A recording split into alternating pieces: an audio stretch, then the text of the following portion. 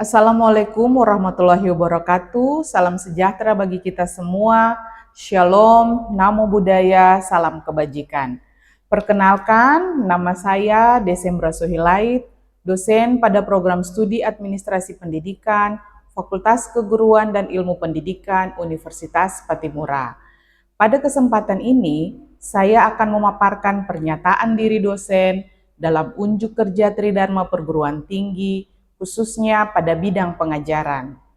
Tridharma Perguruan Tinggi pada bidang pengajaran akan disampaikan pada mata kuliah Manajemen Sarana Prasarana Pendidikan dengan bobot 2 SKS yang merupakan mata kuliah wajib bagi mahasiswa semester 2. Mata kuliah Manajemen Sarana Prasarana Pendidikan akan membahas tentang konsep dasar manajemen sarana prasarana pendidikan, ruang lingkup dan cakupan manajemen sarana prasarana pendidikan, bagaimana melakukan analisis rencana kebutuhan sarana prasarana, serta memahami standar sarana prasarana satuan pendidikan.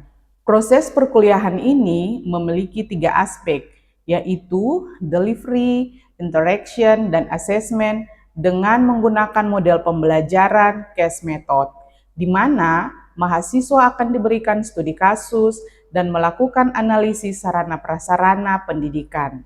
Capaian pembelajaran lulusan pada mata kuliah ini yaitu mahasiswa memiliki kemampuan untuk membuat keputusan yang tepat dan profesional berdasarkan analisis informasi dan data, serta mampu memilih berbagai solusi alternatif, baik secara mandiri maupun bersama tim, dalam menyelesaikan masalah pengelolaan pendidikan, pembelajaran, dan layanan perkembangan peserta didik.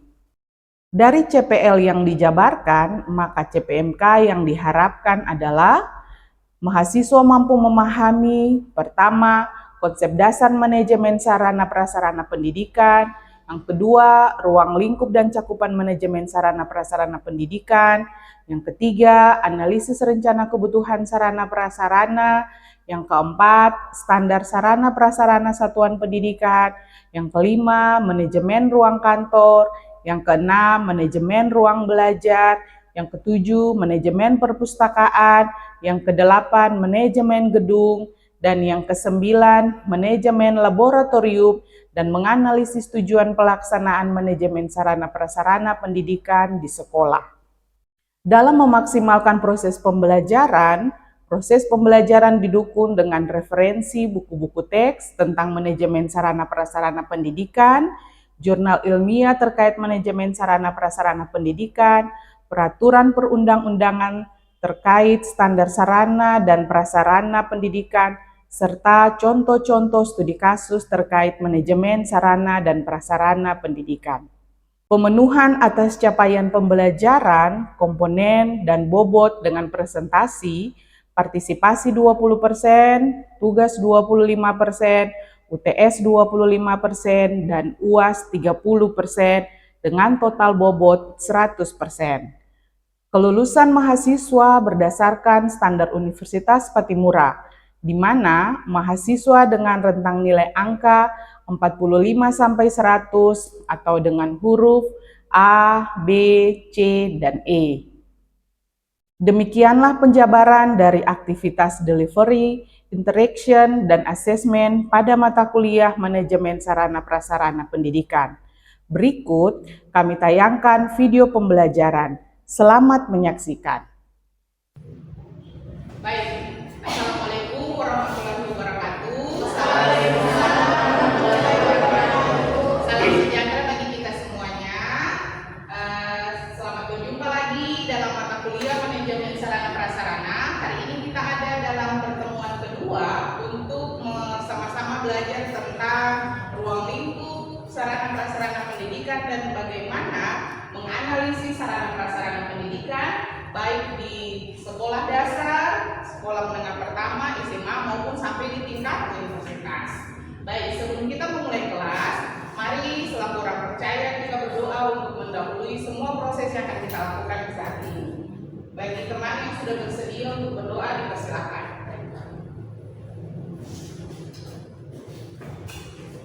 Baik, Ibu dan teman-teman, sebelum kita mulai pelajaran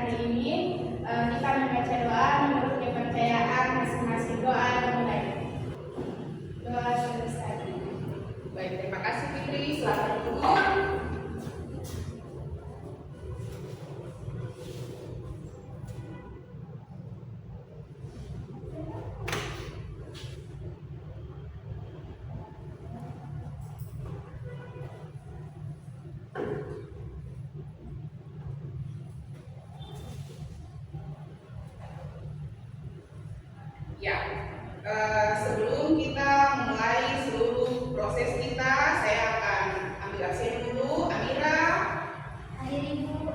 Devita, Yuyun, Hadir Ibu. Werna, Nisa, Hadir Ibu. Kaila. Hadir Ibu. Baik, terima kasih.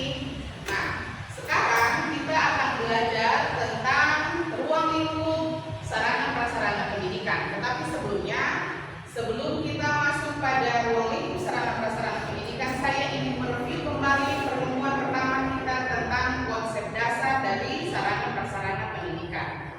Kira-kira adakah yang masih mengingat tentang materi kita di minggu kemarin? Baik, silakan Kaila. Terima kasih atas kesempatan Ibu. Ini saya izin menjawab. Jadi untuk minggu kemarin kita belajar tentang konsep dasar manajemen sarana prasarana pendidikan. Jadi manajemen sarana prasarana pendidikan itu merupakan suatu proses pengelolaan aset pendidikan ataupun barang yang secara langsung maupun tidak langsung menunjang proses pembelajaran. Nah, tujuannya itu untuk memastikan ketersediaan dan pemeliharaan sarana dan prasarana pendidikan. Baik, terima kasih. Mari kita berikan tepuk tangan.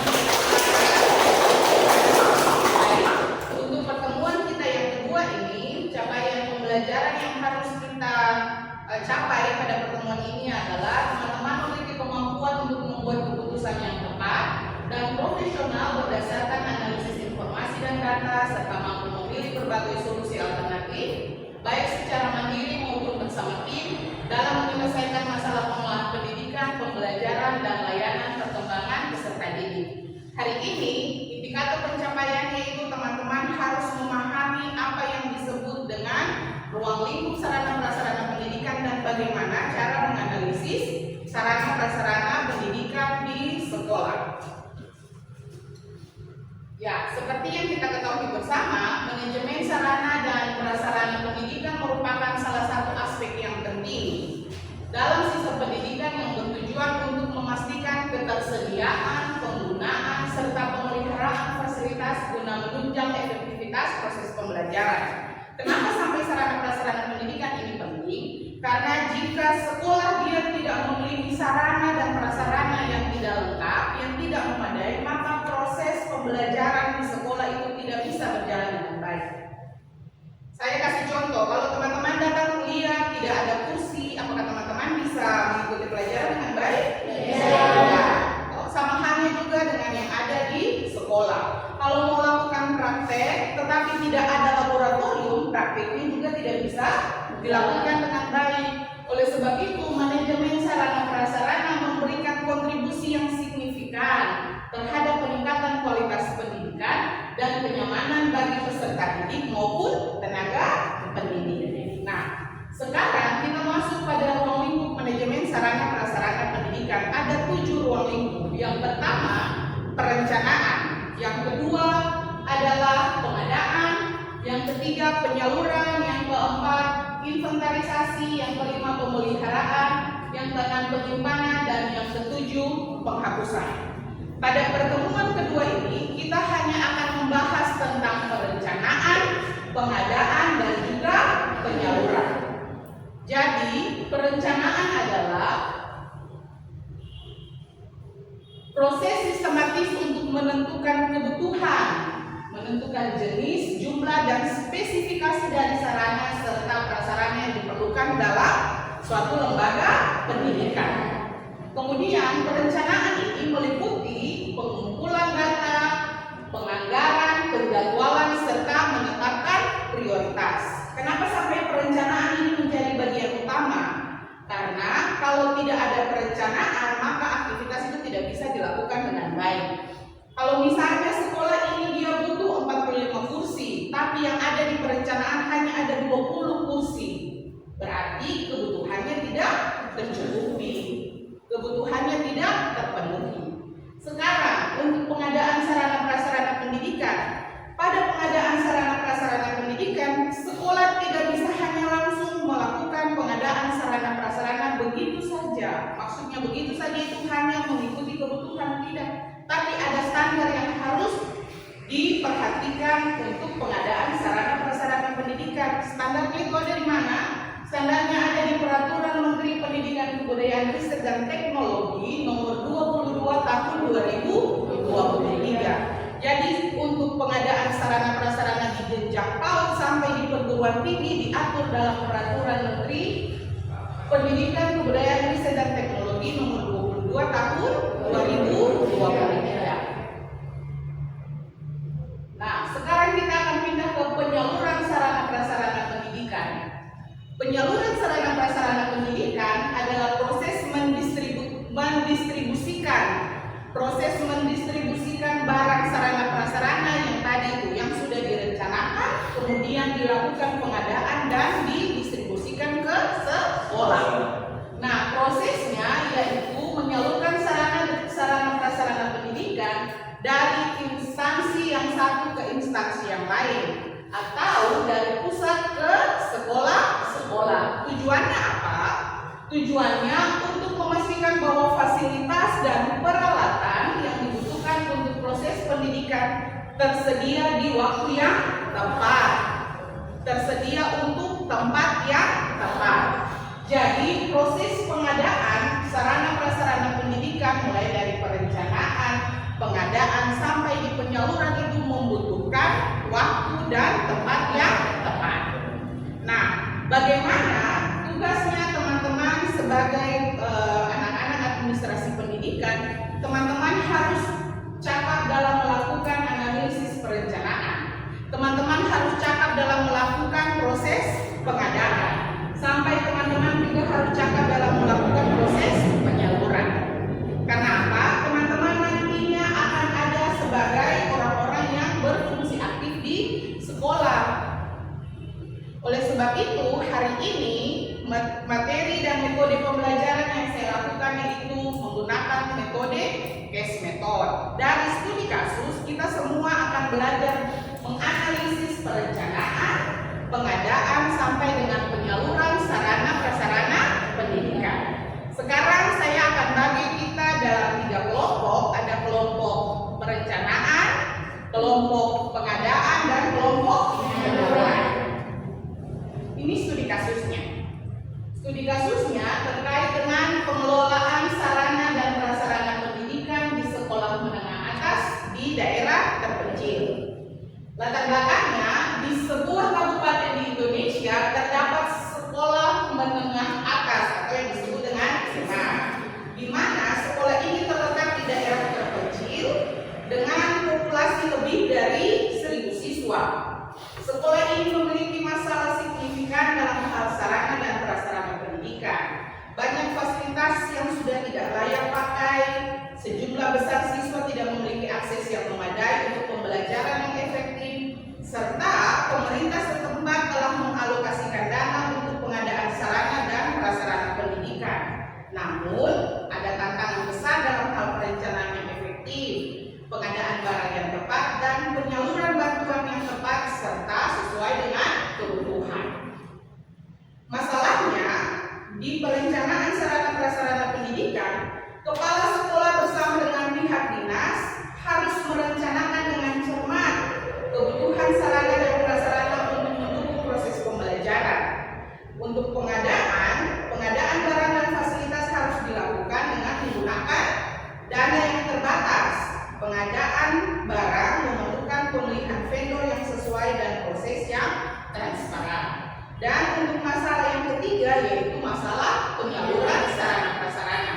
Setelah barang-barang dan fasilitas disediakan, tantangan terbesar bagi sekolah itu adalah mereka harus memastikan bahwa barang tersebut yang sudah direncanakan dan yang sudah dibeli didistribusikan tepat waktu ke sekolah yang membutuhkan. Itu masalahnya.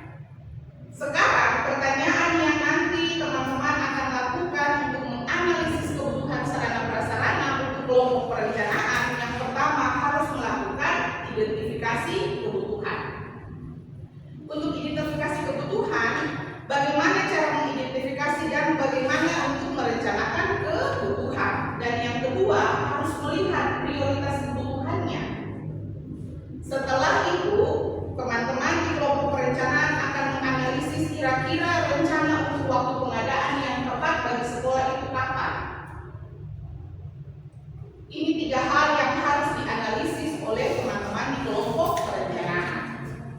Kemudian untuk kelompok pengadaan yang pertama harus tentukan terlebih dahulu metode pengadaannya seperti apa. Apakah mau swakelola ataukah mau menggunakan vendor. Yang kedua, spesifikasi dan pemilihan vendor. Jangan sampai sekolah memilih vendor atau menentukan spesifikasi yang terlalu tinggi atau terlalu rendah. Artinya begini, teman-teman harus memilih kira-kira vendor yang cocok untuk menangani pengadaan barang sarana prasarana sekolah ini vendor yang mana. Kemudian yang ketiga, teman-teman harus melakukan perencanaan anggaran. Teman-teman di kelompok pengadaan harus melakukan perencanaan anggaran atas semua kebutuhan sarana prasarana yang nanti diadakan dan didistribusikan ke sekolah. Itu 3 hal yang akan teman-teman lakukan untuk dianalisis. Dan yang ketiga, untuk penyaluran sarana prasarana pendidikan, teman-teman harus melihat kira-kira distribusi barang ke lokasi yang tepat itu dilakukannya kapan, sesuai dengan kebutuhan sekolah atau tidak. Yang kedua yang teman-teman harus analisis yaitu tentang dokumentasi dan pelaporan. Dokumentasi dan pelaporan dalam proses penyaluran ini penting sebagai apa? Bukti bahwa benar barang yang sudah direncanakan dan barang yang sudah dibeli dan didistribusikan itu ada. Buktinya di mana? Ada di dokumentasi. Kemudian harus melakukan evaluasi dan tindak lanjut. Kenapa evaluasi dan tindak lanjut ini penting? Supaya teman-teman tahu bahwa penyaluran sarana prasarana pendidikan, penggunaan sarana dan prasarana itu efektif atau tidak. Kemudian apa ada langkah yang harus diambil jika ada masalah sebelum melakukan penyaluran. Itu analisis yang harus teman-teman lakukan. Jadi teman-teman akan berdiskusi, bekerja dalam kelompok bersama-sama dan kita akan mempresentasikan dan kita bahas secara bersama-sama.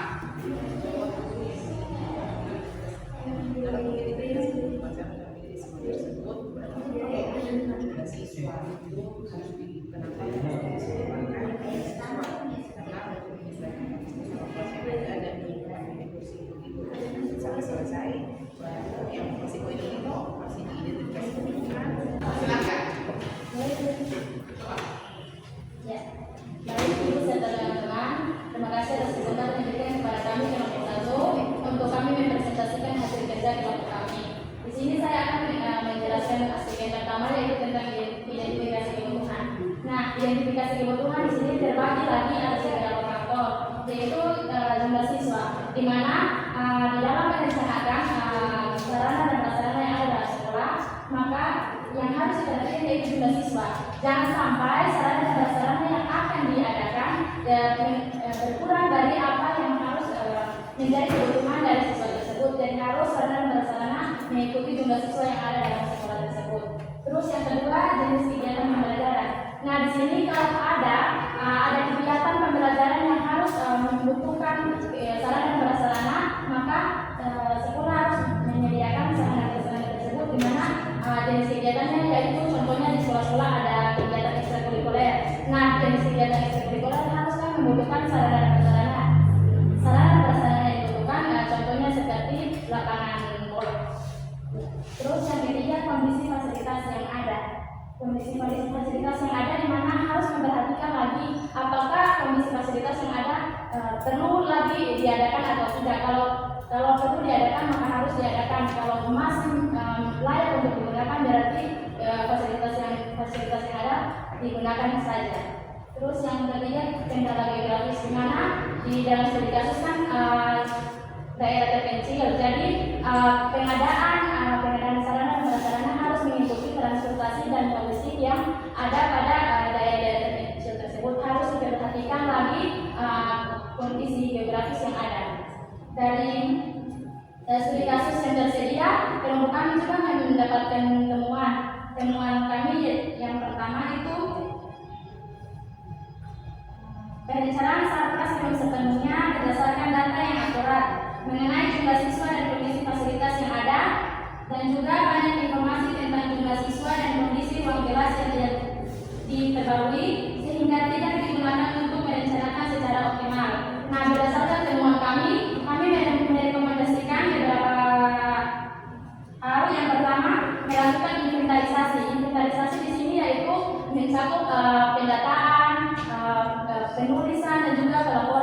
Jadi barang-barang yang ada itu harus didata, harus ditulis dan juga harus dilaporkan sesuai dengan kebutuhan yang ada.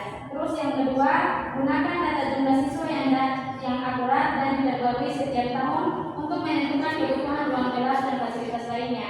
Yang ketiga, pertimbangkan kendala geografis dalam penyediaan sarana dan prasarana. Demikian dari saya kembalikan ke materi selanjutnya. Sekian materi-materi yang kami paparkan, kurang lebihnya kami mohon maaf. Assalamualaikum warahmatullahi wabarakatuh. Selamat siang dan shalom. Baik, terima kasih. Kita berikan tepuk tangan. Selanjutnya kita pindah ke kelompok pengadaan. Silakan kelompok.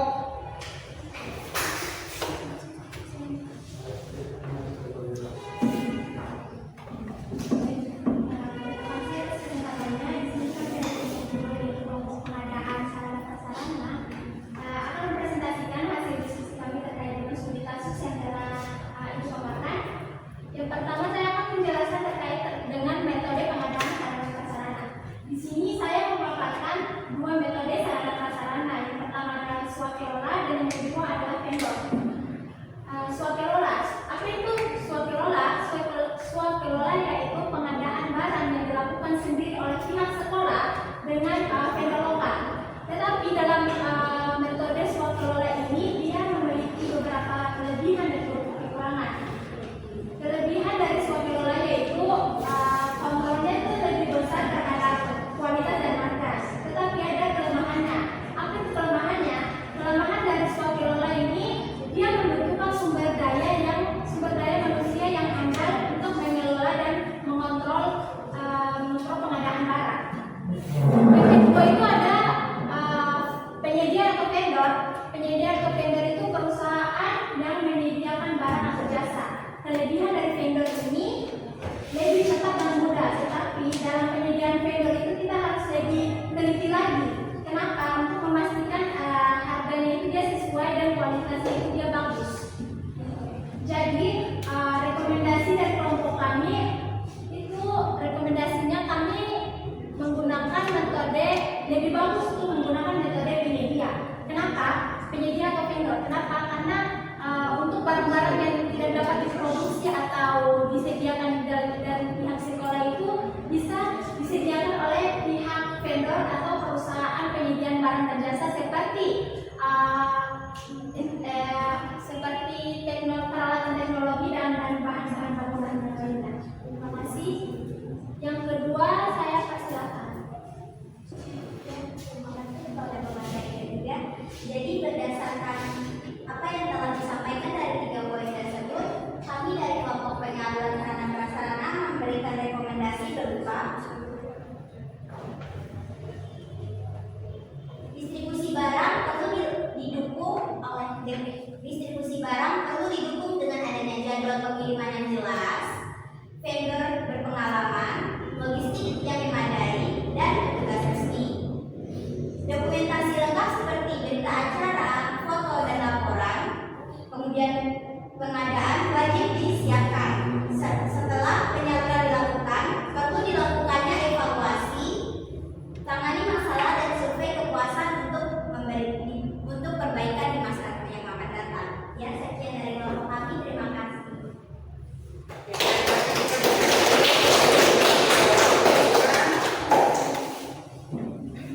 Baik, terima kasih atas presentasi yang sudah disampaikan oleh kelompok perencanaan, kelompok pengadaan, dan kelompok penyaluran.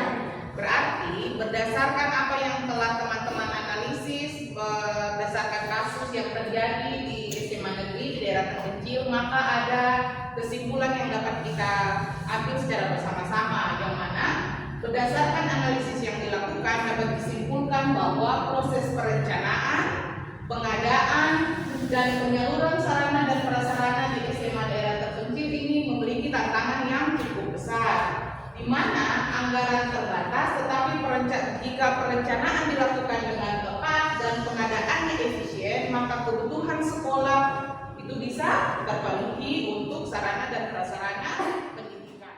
Mari kita berikan apresiasi.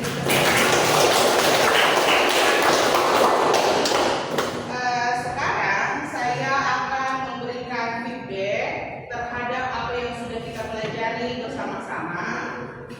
Mari kita sama-sama menjawab 10 pertanyaan untuk materi hari ini, perencanaan, pengadaan, dan penyaluran.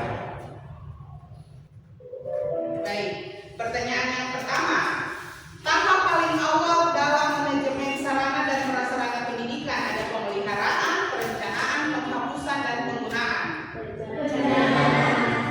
Kita pilih perencanaan. Apakah ini benar? Oke, baik, benar. Yang kedua, salah satu tujuan utama manajemen sarana dan prasarana pendidikan adalah A. Mengutamakan pembangunan gedung, mengurangi beban kerja, meningkatkan kualitas interaksi guru dan siswa, dan yang terakhir membatasi jumlah kegiatan ekstrakurikuler. Jawabannya apa? Meningkatkan kualitas interaksi guru dan siswa. Kita pilih ya. Oke. Ini satu soal yang belum dijawab. Data yang paling relevan untuk dianalisis dalam penyembuhan kebutuhan sarana prasarana pendidikan. Jumlah siswa. Baik. Oke, mari kita lihat skornya. Apakah benar? Benar sekali.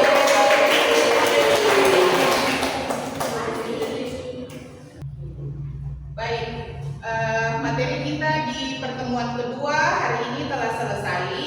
Untuk minggu depan di pertemuan ketiga kita akan membahas tentang ruang lingkup inventarisasi, ruang lingkup pemeliharaan, penyimpanan, dan penghapusan.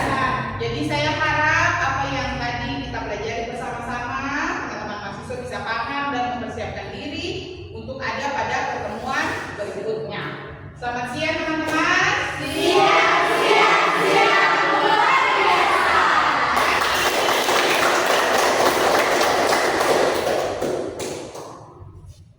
Ya, untuk mengakhiri kelas kita di saat ini, saya minta kesediaan diri kita untuk berdoa.